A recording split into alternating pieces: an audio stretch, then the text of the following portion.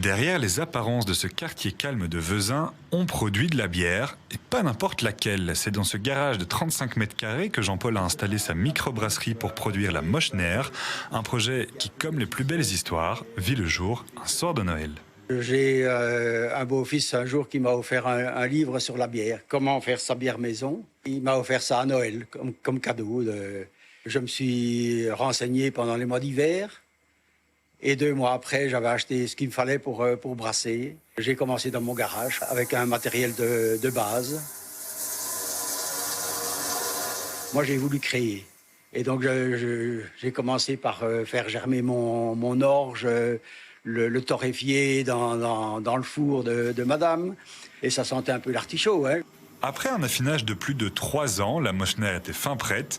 La bière porte le nom du ruisseau qui forme la limite entre les communes de Fernelmont et d'Andenne. Le mot est issu du wallon Mouchner, qui désigne un endroit très fréquenté par les oiseaux, devenu symbole de la bière. Une entreprise au départ modeste, mais qui se professionnalise avec le temps sous l'impulsion de la fille de Jean-Paul. Après 3 ans de brassage amateur, où j'avais quand même fait une certaine quantité de bière. Elle m'a dit, tiens papa, si je crée une entreprise, comment je vais dire, en indépendant complémentaire, est-ce que tu me prêterais tes recettes et je trouverai un brasseur pour les honorer. Et ce qu'elle a fait, elle a trouvé un brasseur qui est la brasserie de Gendrin. Je n'avais plus grand-chose plus d'intérêt, je veux dire, dans la brasserie, puisqu'on m'avait enlevé toutes mes recettes. Et donc, j'ai parlé avec ma fille, je lui ai dit, si je construisais quelque chose et on rachète un petit matériel professionnel. Et c'est ce qu'on a fait.